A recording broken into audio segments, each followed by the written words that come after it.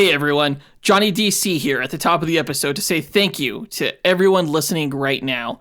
We know times are tough and most of you are in self-quarantine, just like Marvelous Joe and myself. To help pass the time, for one lucky listener, Joseph and I have decided to give away all 4 issues of the 2003 comic miniseries JLA/Avengers, written by Kurt Busiek and drawn by George Perez.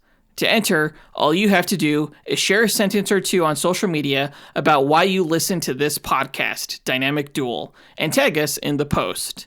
We'll track all entries and select a random winner on April 15th. You can find us on Instagram, Facebook, and Twitter through our website, dynamicduel.com. You could only enter once. Good luck, everyone. Stay safe and stay home. On with the show.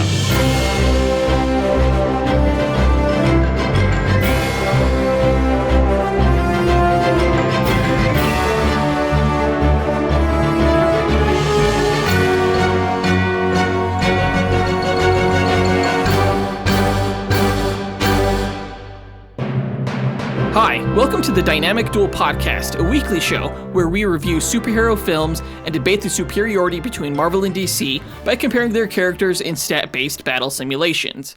I'm Johnny DC. And I'm his twin brother, Marvelous Joe. And in this episode, to tie into our previous duel between Lex Luthor and Baron Zemo, we are reviewing Superman Returns. The film is directed by Bryan Singer and it stars Brandon Routh. And it wasn't as bad as I remember, I have to say. It was about as mediocre as I remember, honestly. Really? Yeah. Well, we'll of course get into the review later on, but before that, we're going to break down the news items from the past week pertaining to comic book movie news, of which really the only thing anyone is talking about is coronavirus. So we're going to be talking about how Black Widow has been delayed indefinitely and how Marvel Studios has shut down all productions. Yeah, it's a huge bummer. Like right now, I'm not actually recording with Jonathan in his basement. I'm recording from my own basement. We're recording this podcast separately, and for probably the first time that we've ever done that. So yeah. It's a little bit weird. It's a little bit interesting, but we're all going to get through this together as long as it takes. We're going to find a way to, survive this zombie apocalypse that we find ourselves in and have a great time talking about Marvel and DC. Yeah, I mean, as always, our segment times are in our episode description. So if you want to skip all the bad news and jump to the review, feel free to do that. We want to give a quick shout out to Superbly9 for his wonderful iTunes review. We really appreciate when you guys are able to rate and review our show because it really helps Jonathan and I grow the listener base for this podcast. And if you're listening on a platform where you can't rate or review us, please give us a subscribe or a follow because that also really helps. But with that out of the way, quick to the no prize. A no prize is an award Marvel used to give out up until the 90s to fans.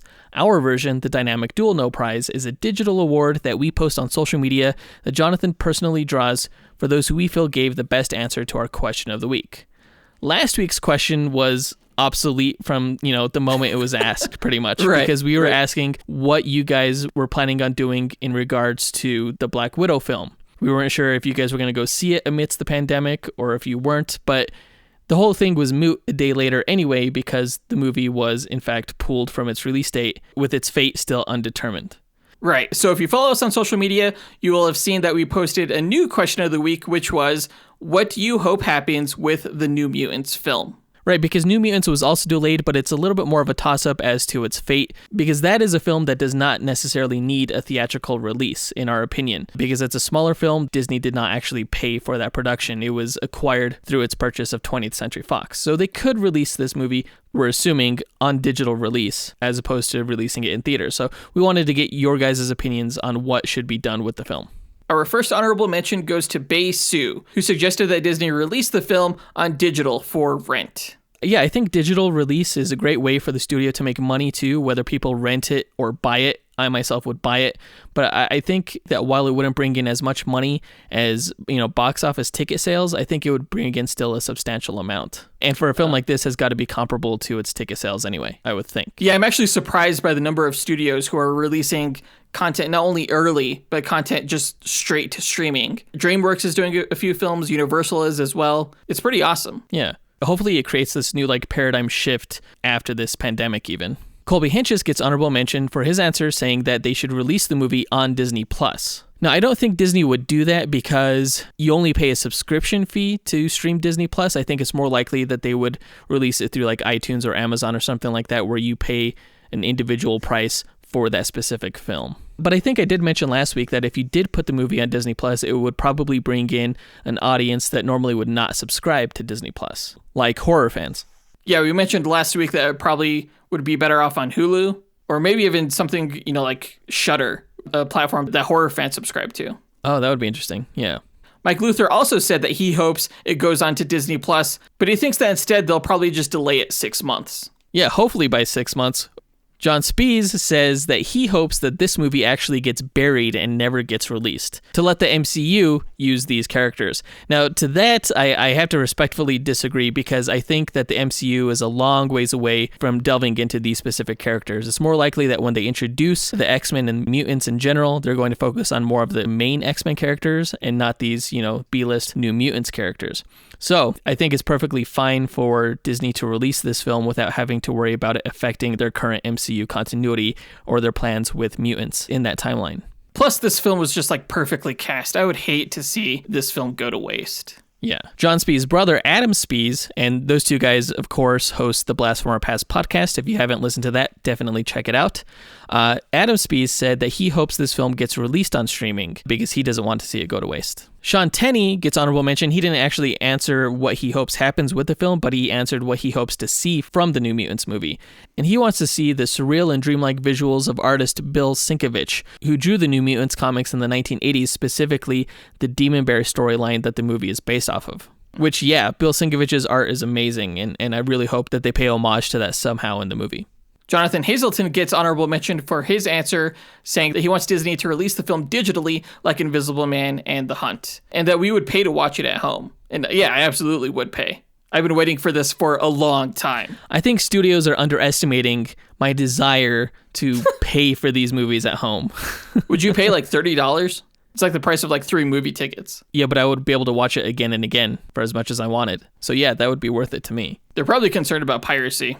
Yeah, and that's valid. That's valid. Dustin Balcom gets honorable mention for saying that he hopes the film gets released on digital for rent, and Hunter Hovis also said that he hopes it gets released for streaming. Our final honorable mention goes to George Kornitis, who says that he just hopes the film gets released in any way, as do I. Right, we've been waiting for this movie for years and years. It's been delayed so often, we just need to see it already. Yeah. But the winner of this week's No Prize goes to Joel Seagrave, who says that the movie should be released in theaters around Halloween, because the only scary movie that's scheduled for around that time right now is the new Saw film called Spiral. And I totally agree with that. I think that's the best way for the studio to make the most amount of money on this particular film. Yeah, especially for people who aren't old enough to see Spiral, or maybe aren't familiar enough with the Saw franchise to give a damn about it. Right. So congrats to Joel Seagrave. You win this week's No Prize. If you, the listener, want to win your own No Prize, stay tuned to later on in the episode when we'll ask another question of the week. And now that that's done, on to the news.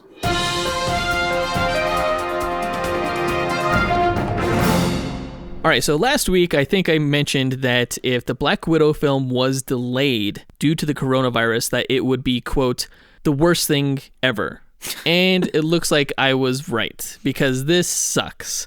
Black Widow has been delayed indefinitely. We don't know when it will be released in theaters, if it even gets released at all, which I assume that it would, because it would be the only way really for the studio to recoup its production costs for the film. I don't see this movie going to streaming, unlike potentially New Mutants. Yeah, I think it'll definitely be released in theaters. It's just a matter of when. Yeah, because with all these films getting delayed, you're either going to have jam-packed schedules later on in the year, or you're going to have situations where movies get pushed back even farther than, we would like as fans. It's possible that this movie takes the release date of The Eternals, which is set to release in November, which means Eternals gets pushed back, which means everything gets pushed back. Honestly, since it seems like Black Widow is a prequel, they could probably even wait to release it until after the Eternals film. That's true. Technically, this movie could be released at any point since it has no bearing on the current MCU timeline. Unless, of course, they do some kind of reveal where it turns out that Natasha is actually still alive. Who knows? Now, I mentioned that Black Widow could take the place of the Eternals film, which is releasing in November. However, there are quite a few films on Disney's slate, which includes the Fox films, that are less important that could be pushed back to make room for Black Widow. One of those movies is Free Guy, which stars Ryan Reynolds. That's coming out on July 3rd. And as fun as that movie looks, I think a lot more people are looking forward to Black Widow more. So maybe Black Widow could take the July 3rd date, which would be a fantastic slot considering the 4th of July weekend. Perhaps Black Widow could take the July 24th date, which is when Disney is planning on releasing its Jungle Cruise film, and they could push back Jungle Cruise to a later date. Yeah, fuck both of those films. Don't give a shit about them. Give me Black Widow.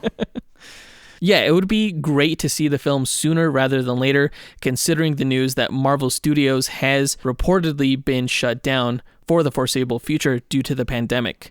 That includes Shang-Chi and the Legend of the Ten Rings, and the Loki television show, as well as the reshoots and post-production work that they're doing on The Falcon and the Winter Soldier and WandaVision, which may mean that Disney Plus may delay the release of those shows on their streaming platform as well, which also really sucks.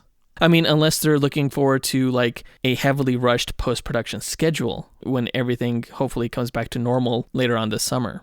Man, I cannot wait for that. I know that there are a lot of Marvel Studios employees who lost their jobs, and that's really sad to see. Yeah, I mean, a lot of people are losing their jobs right now. I'm sure a lot of listeners have lost their jobs. I personally have been temporarily laid off from my job. Yeah, and I took a pay cut. Yeah, and hopefully there's a job for me to return back to when all is said and done. But on the plus side, that does free up some of my time to work on this special project that I've been trying to work on for a while now for our patrons on patreon.com that should come out within the next few months or so here, hopefully. And I plan on spending a lot of my time listening to podcasts, just finding some new ones that are interesting. Yeah, beats staring at the ceiling, right? Exactly. But that brings us to our question of the week. What is one other podcast that you're listening to right now to help pass the time during your self-quarantine? Post your answer to our Instagram, Twitter, Facebook, or email us at dynamicduelpodcast@gmail.com. We'll pick our favorite answer and draw that person a Dynamic Duel No Prize that we'll post to social media. But with coronavirus taking up the majority of the news cycle for this past week, we have nothing else really to discuss. Everything's kind of just up in the air until we get a better idea of when this whole thing will pass us by. Let's go ahead and get into the main event where we review the film Superman Returns.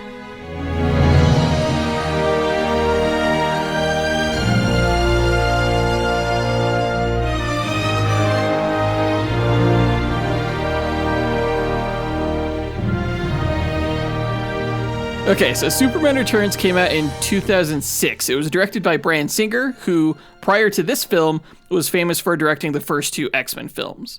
Superman Returns also brought over two writers from the second X-Men film, Dan Harris and Michael Dougherty, who, with director Bryan Singer, successfully pitched Warner Brothers on making a sequel to the Christopher Reeve-era Superman films that people love and remember, rather than reinventing Superman for modern audiences, which Warner Brothers had been trying to do for years, most famously with Tim Burton and Nicolas Cage, and which they ended up doing anyway after this film with Zack Snyder's Man of Steel. Right, I remember at one point J.J. Abrams was attached to direct a Superman movie called Superman Flyby. Yeah, he wrote it. And I think Matthew Bomer was attached to be Superman in that version of the film, who was pretty much a dead ringer for Henry Cavill. Those two look so much alike, it's uncanny. Yeah. But eventually, the studio settled on this Bryan Singer version to expand on the continuity of the Reeves films, which I'm not entirely sure in hindsight was a great idea. It sounded great at the time, I remember.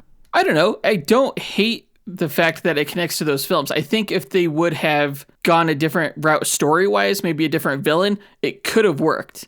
Like, I would have loved to have seen, like, a new villain besides Lex Luthor, or just have him as, like, a secondary villain. I don't think you need to keep reinventing new continuity each time. But then again, this film did introduce Superman to a whole new generation. So it had the difficult job of paying homage to the films that came before while presenting something new for newer audiences. And I think it was mostly successful in that. It still had the classic Superman vibe and tone, but it presented something new for new audiences. I don't think you need to explain to a lot of people Superman's origin story. I think it's pretty well known. But Man of Steel did it so well.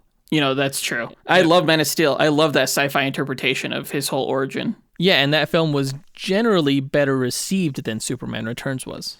By fans, maybe, but not by critics. Critics overwhelmingly liked Superman Returns more than Man of Steel. Oh, really? According to Rotten Tomatoes, yeah.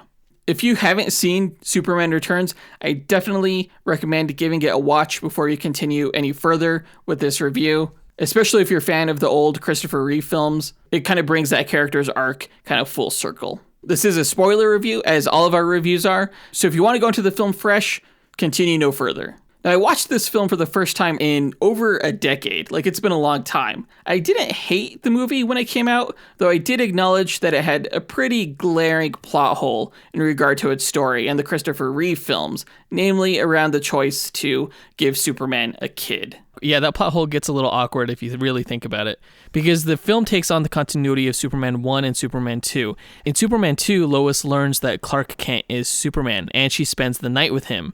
At the end of the film, Superman erases her knowledge of his dual identity. But that means in this film, Lois would have no memory of sleeping with Superman. So when she realizes that Superman is the father of the child, she would have some pretty huge questions in regards to how the hell that happened. And also probably some pretty huge criminal charges against Superman. Yeah, Jesus.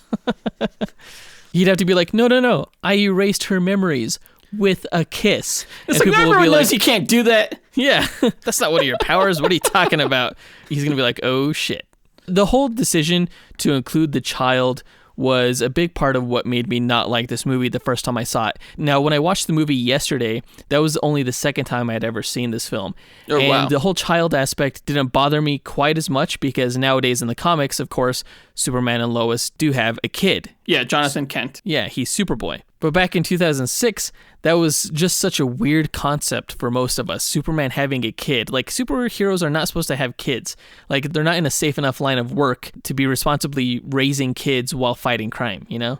Although quite a few superheroes now have kids. Yeah, I guess including Batman, Luke Cage and Jessica Jones' daughter. Spider-Man has had a kid, so I guess it does happen. But it's always weird to me. Yeah, I mean, because of that one plot hole, that one detail, I hadn't in all these years really been able to forgive this film. But watching it again after all of this time, I found that it brought me, personally, more of a positive reaction than I had thought it would have going into it.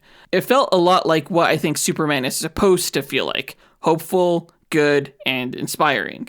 As opposed to the Man of Steel version of Superman, which is a little bit more conflicted. Which version of Superman do you prefer? Henry Cavill's version of Superman from Man of Steel, or this Brandon Routh / Christopher Reeve version? I like both versions. To me, the default Superman is like the Brandon Routh, Christopher Reeve version. I really like the film Man of Steel. It's probably one of my favorite Superman films. That said, I do sort of see it as an Elseworld take on the character, like a sci-fi version. Mm-hmm. So while it's still appealing to me, the default is still, again, the hopeful, good, inspiring version of the character. Yeah, and hopefully that's something that they return to whenever we see Superman back on the screen.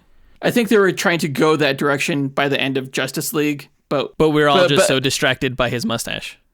Exactly. Yeah, it may have been too little too late. I do think that the cinematography of this film goes a long, long way in capturing the tone of the film and the magic of Metropolis. That, the score, and the production design. It was just so classic and elegant. This film has probably my favorite interpretation of Metropolis out of any live-action Superman film ever. Absolutely. It's not New York City, it's Metropolis. Yeah, the best thing that could be said for this film, despite how non-existent the story may be, is that this film is actually really well made. It looks good. The costumes look great. Yeah, absolutely. I remember when they released the first still photo of Brandon Routh in costume as Superman. Like, I hated the color palette. Seeing the azure suit and the maroon cape, like, I was like, what the fuck?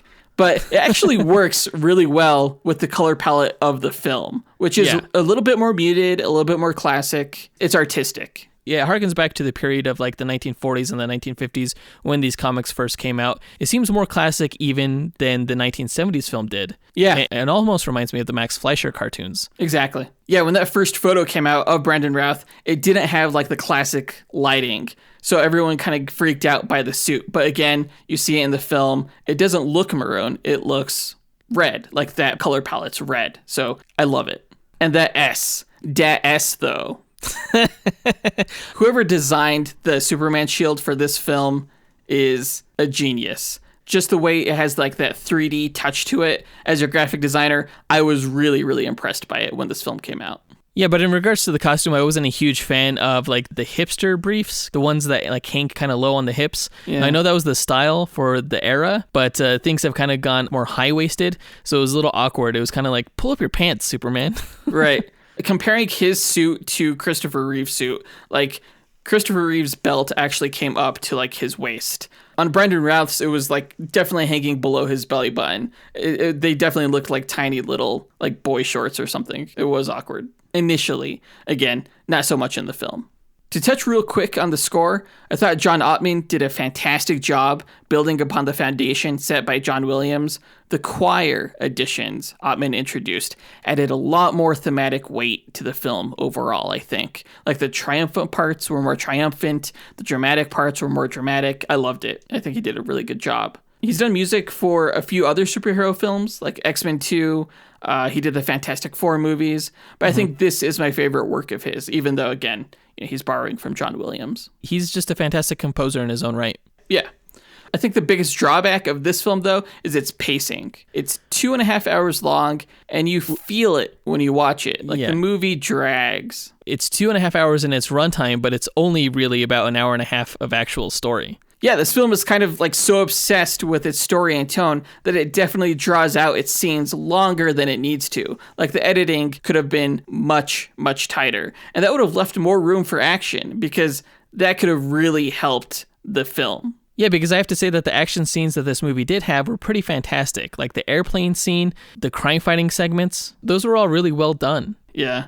I mean, Superman never throws a punch in this film. And to be fair, he also didn't in Superman the movie. But that film was better, so it got away with it. In this day and age, with special effects the way they are, like audiences want superhero action. It's one of the reasons superhero films are so popular right now. And with a character like Superman, that action needs to be huge. Dare I say, skyscraper leveling big.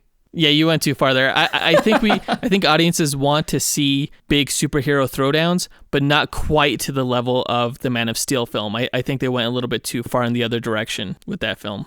And Brandon Routh, he got like bulked up and big enough that I think he could have sold a lot of the action. And he does it on the Legends of Tomorrow show. But speaking of Brandon Routh, let's get into the character breakdown. So you can't talk about Brandon Routh's performance as Superman and Clark Kent without comparing it to Christopher Reeve. I would hate to dismiss it as merely an impression of what Christopher Reeve did, because I really think it was more than that. Like, whereas Christopher Reeve brought much more of an infectious charm and confidence to his Superman, Brandon Routh brought a bit more humanity and emotion to the role. It was subtle, but you always knew what Brandon Routh's Superman was thinking. I think it was perfectly cast for what they were trying to do with this film, which was, again, to make a sequel to Superman 2. I actually don't think it was that much more than an impression. It was really hard for me to see whether or not Brandon Routh was actually a good actor or not, because everything that he did in the film I just saw as a carbon copy of what Christopher Reeve would do. I think he was able to get away with what he did in this movie because he looked so much like Christopher Reeve and was able to copy his mannerisms so well. Well, I completely disagree with that.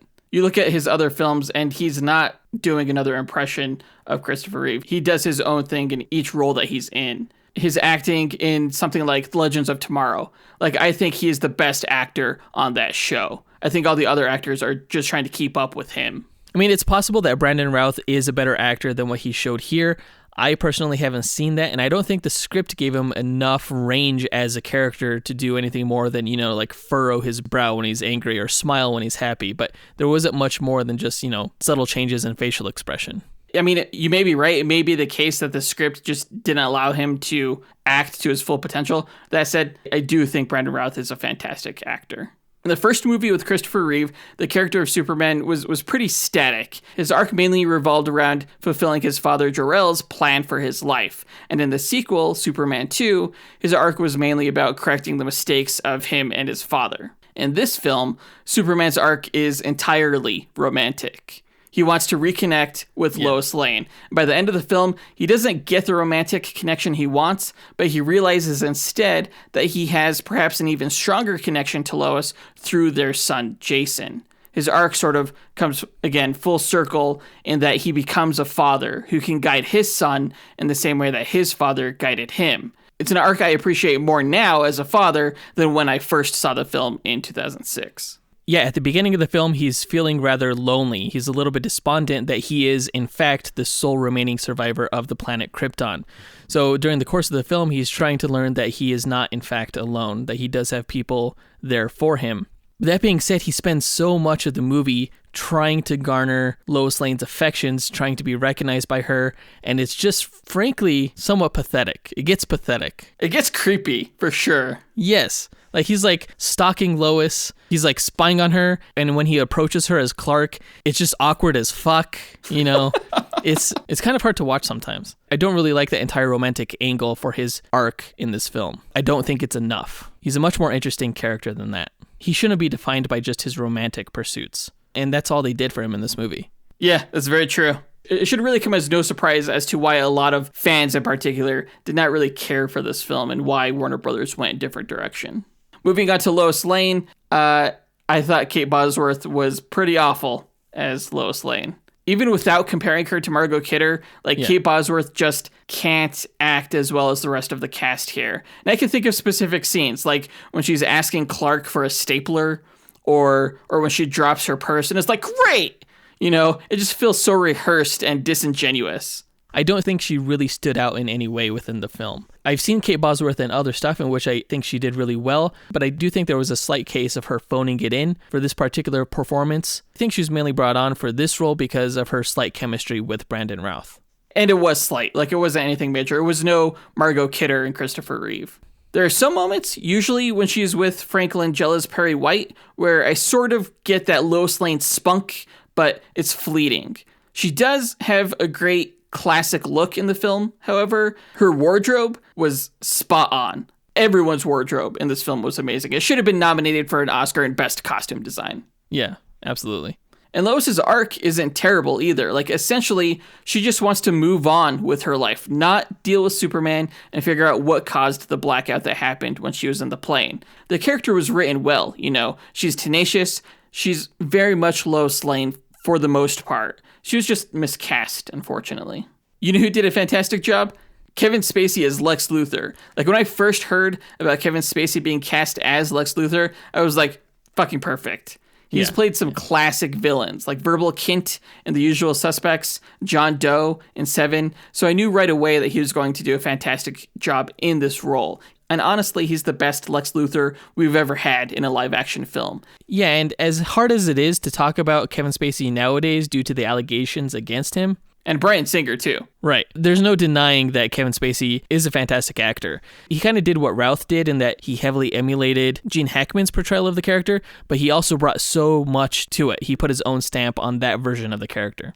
Yeah, I think he did a much better job than Hackman. He wasn't goofy, mostly, and he was intimidating in a way that, Gene Hackman or Jesse Eisenberg's Lex Luthor never were. Yeah, definitely. That said, the real estate schemer is also my least favorite interpretation of the character. But at least Kevin Spacey's Lex Luthor had a better plan than Gene Hackman's Lex Luthor.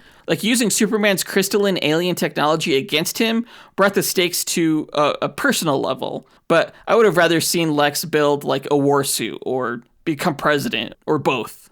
There's not much to say that this Lex Luthor's plan was better than Gene Hackman's version, because I think Lex Luthor's plan is still probably the worst thing about this movie. It is what makes this movie not great. Not only is the real estate plan in general lame and derivative, it's utterly absurd when you see the results of his plan come to fruition and you look at the type of real estate that he's creating. Yeah, no one's going to want to live on that sharp-ass crystal. Exactly. It's so stupid. And he's talking about how people are going to pay out the nose for beachfront property, but most of the continent that he's creating is not beachfront property. So what's going to happen to the whole entire inhospitable center area of this continent? It's going to be Otisburg. No one's going to want to live there anyway. That's where Kal Penn's going to live, I guess. Dude, fucking Kal Penn was in this movie. His only line of the film is, "I know." And he says it twice when he's shaving off a chip of the crystal in the mansion basement. Yeah, I don't even know if he had a name, but they should have just credited him as Man Who Nods, because that's all he did. Pretty much, yeah. So the character of Richard White, played by James Marsden, was an interesting foil for Clark Kent. He was everything that Clark Kent wasn't.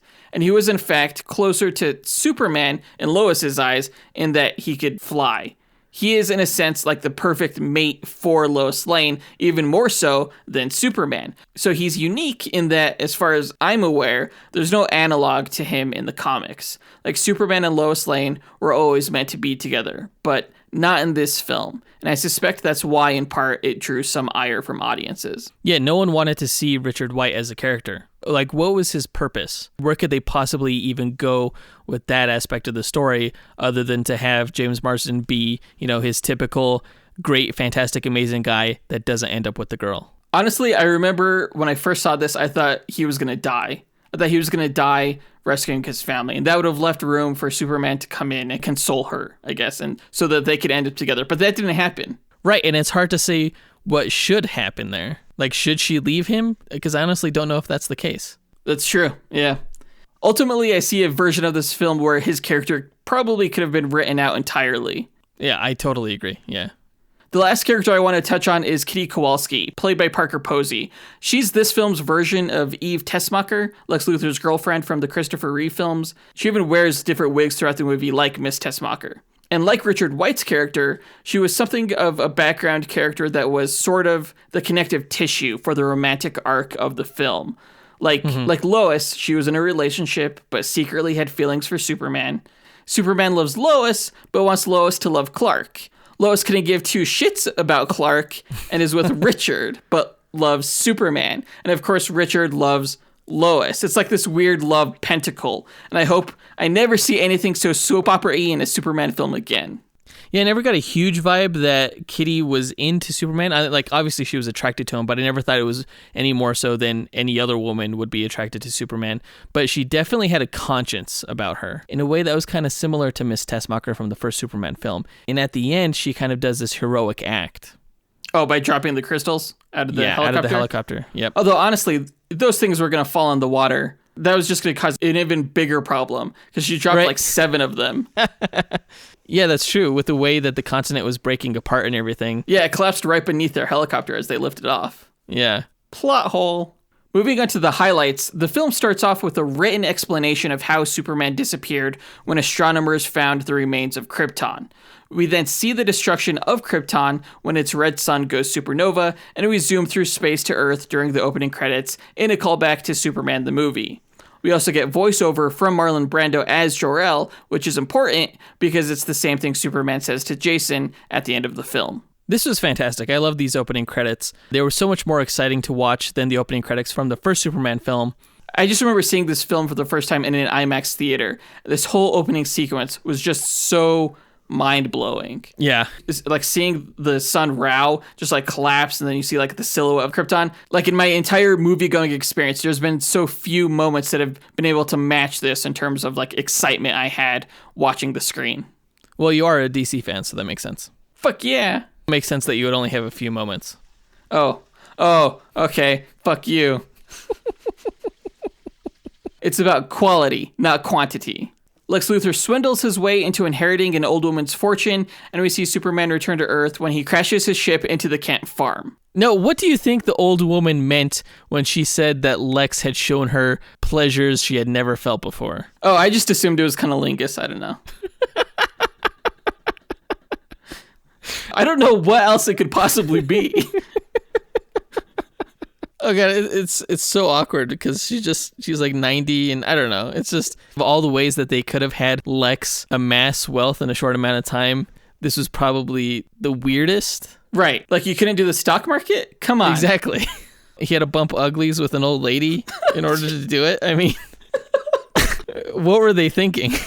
I don't want to know what they were thinking, honestly.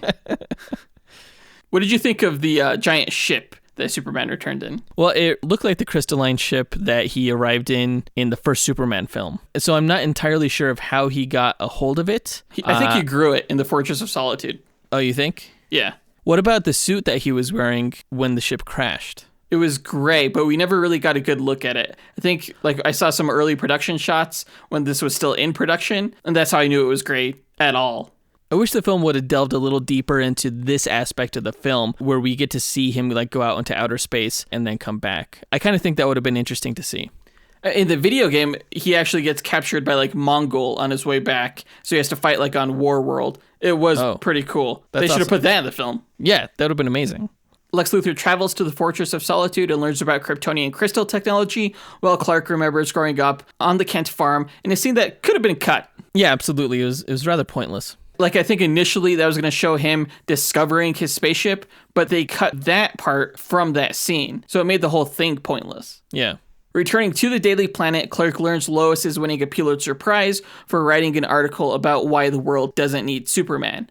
Clark also learns that Lois has a kid, is engaged, and is on an airplane covering a shuttle launch gone wrong due to a blackout caused by Lex's experiments with crystal tech. I have to say that I am a huge fan of the Daily Planet scenes involving Jimmy Olsen. I think the actor Sam Huntington brought like just the right amount of that gee whiz attitude to the role without being corny. He was exactly what Jimmy Olsen needed to be. He was really reliable comedic relief. Like every scene he was in, I was laughing. So Superman returns to the public scene and saves Lois and everyone on the plane. That to me, I think, is my favorite action scene of the film. I could watch this plane scene over and over again because it's nearly flawlessly executed. The stakes are great. The music is great. The visuals are awesome. It's just really well done. Yeah, from the moment when Lois sees him flying through the air outside of her window to the part where he's like ripping off the wings and trying to prevent the plane from crashing into the stadium, I was like heart pounding on the edge of my seat. Oh, yeah. I saw this film a couple times in theaters. Actually, this is one of the first films I saw in 3D in the movie theater because there were specific scenes, including this one, that they added a 3D effect to. And that was cool. Being able to see Superman and then everything else in the distance with the smoke, it was awesome. One of my most favorite times being in a movie theater. After that scene, Clark meets Lois's son, Jason, and her fiancé, Richard, and then he spies on their family at night. I don't think it was a very Supermanly thing to do. No, it wasn't. You know, and I think that they didn't even need to have him spy on her because Lois Lane is like one of the main characters of the movie. So you could have had the scene just cut to her conversation with Richard because Superman really didn't do anything with the knowledge that he gained from spying on them in this scene. You could have just cut from Lois and Richard's conversation to the crime-fighting montage where Superman's going around the world saving people. Yeah, in the following scenes, he stops a bank robbery and he saves Kitty while Lex Luthor steals kryptonite from a museum. Now, the bank robbery scene, that was used in a lot of promotional material for the film, like in trailers and TV spots, specifically the moment where he gets shot in the eye, which to me like was always kind of like cringe-inducing. Like, the fucking eye? No.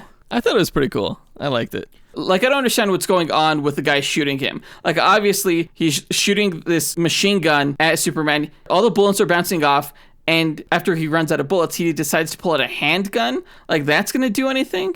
Well, I think maybe he just assumed that Superman was vulnerable in his eyes. I don't know.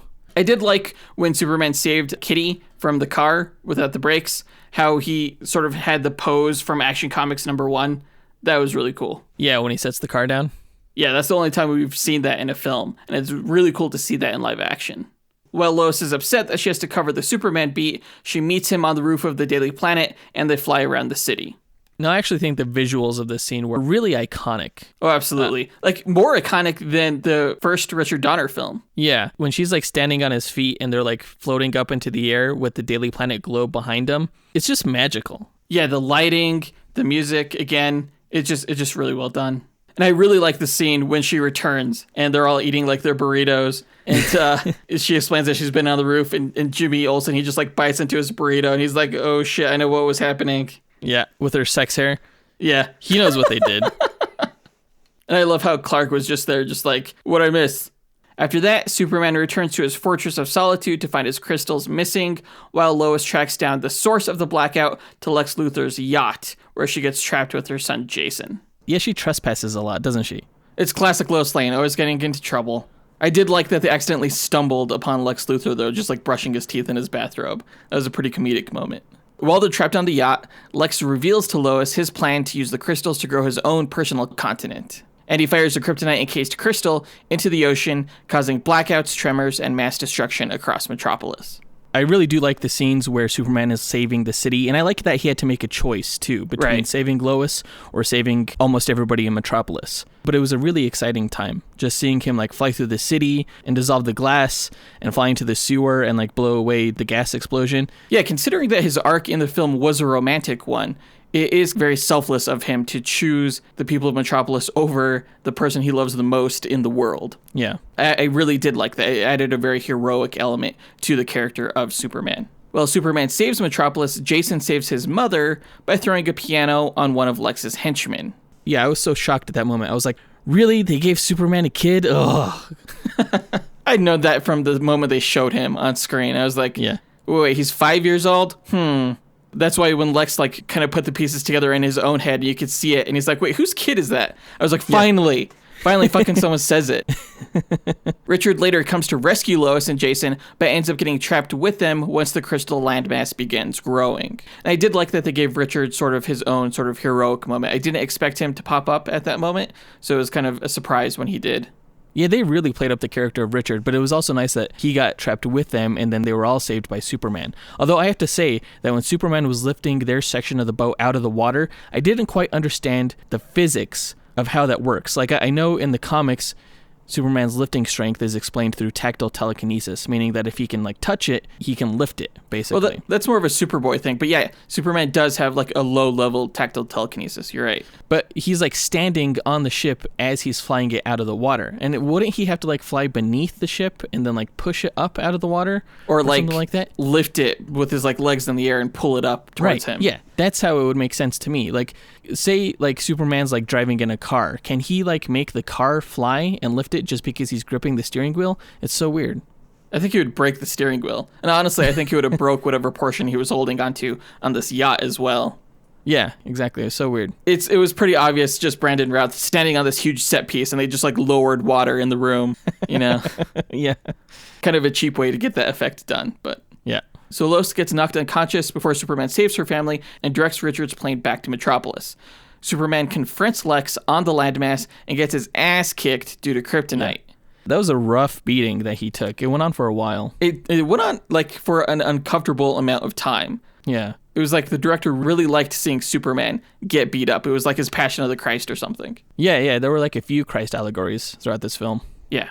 Lois comes to and has Richard turn the plane around to save Superman. And I liked that they had the kid like spot Superman, like almost like he's using his newfound powers like telescopic vision or something like that. Superman recharges in the sun, then lifts the entire landmass into space before succumbing to his kryptonite exposure. Now, do you think that would even be possible? No, that was ridiculous. That should not have happened. Considering how Christopher Reeve's Superman was affected by a small chunk around his neck, there's no way Brandon Routh's Superman should have been able to lift an entire mountain of kryptonite. Yeah, well, I mean, he almost did die, but you're right. Like, that level of proximity to that much kryptonite would have made him useless. It should have killed him. He should have been sick around it. Yeah. That was a really big problem I had with this film. I remember the first time I saw it in theaters. I was like, what? Okay. I give up. Lex, meanwhile, fled the landmass with Kitty and gets trapped on a deserted island. I thought that was pretty funny. Parker Posey and Lex Luthor, like I wouldn't say they had chemistry, but they had like a good comedic back and forth. Superman falls to Earth and lies catatonic in a hospital. Lois visits him and tells him that Jason is his son. At least that's what we assume. We never actually know what she tells him. But considering the fact that later on, when Superman wakes up, he visits Jason, it's a safe assumption. Yeah, it was a touching little moment that he had with Jason. He does this while Lois writes about why the world does need Superman, or at least she's starting to. She kind of has to go out and think about why the world still needs Superman. You think she would know by now. Right. This part is ridiculous, though, when he like flies out of the kid's bedroom and he's flying away and the kid's like, bye, and she looks up and sees him. The only thing she says is like, will we see you around? And he's like, I'll always be around. But you would think she would have a lot more to say. Like, we need to talk about child support and like weekend visits, you know, back payments. There's a much bigger conversation that they needed to have than just the small exchange that they did. How did I have your son? I don't remember this. Exactly. What is going on? Yeah. Do aliens mate differently on Krypton? Oh, you know they do. The movie ends with Superman flying into space just like the old Christopher Reeve films, and a callback to those. Yeah, it's always a great way to end these Superman films. So that's the end of the film. Again, I think it was really, really well made. The cinematography, the score, the production design, the costumes, most of the acting was fantastic. It all had the right tone. It just had the wrong story. Yeah, they made weird choices, and in the end, the things that it had going for it couldn't quite salvage the mistakes that they made. So I think I give this film like around 3 stars. That's what I give it as well, 3 stars. It's pretty middle of the road in terms of what I like about it and what I don't like about it. Yeah, I think 2.5 stars would be a little bit too disingenuous, but 3.5 stars might be a little bit too forgiving. So that does it for our review of Superman Returns. Let us know what you guys thought of the film by reaching out to us on social media, either Facebook, Instagram, or Twitter, or you can email us at dynamicduelpodcast@gmail.com. Yeah, you can find links to all of our social media profiles by visiting our website, dynamicduel.com. And there you could also listen to previous episodes of this podcast. You can find links to bonus content that we have on Patreon, and find a link to our merchandise store where we sell merchandise featuring Jonathan's no prize artwork. Yeah, this week I will be drawing Lex Luthor, and I'm not looking forward to it because I have to do his battle suit, right? And right. Technology is so hard to draw. But it'll come out really cool, so definitely check that out, guys. In our next episode, we will be pitting Dr. Midnight versus Falcon. These are both two like kind of bird-oriented superheroes in that they both have birds. Right. But really, this dual episode will be leading into our following review of Captain America: The Winter Soldier. Originally, that review is going to lead into the Black Widow film, but since that movie is no longer coming out at the beginning of May, we're just doing it for funsies because it's a great film, and I really like the character of the Falcon. Yeah, I'm looking forward to these upcoming episodes. You guys, don't forget to share this show with your friends and family. Please rate us and review us if you can, and subscribe if you haven't. Special thanks to executive producers Bodo Winter and John Spees, and we'll talk to you guys next week. Up, and away. True believers.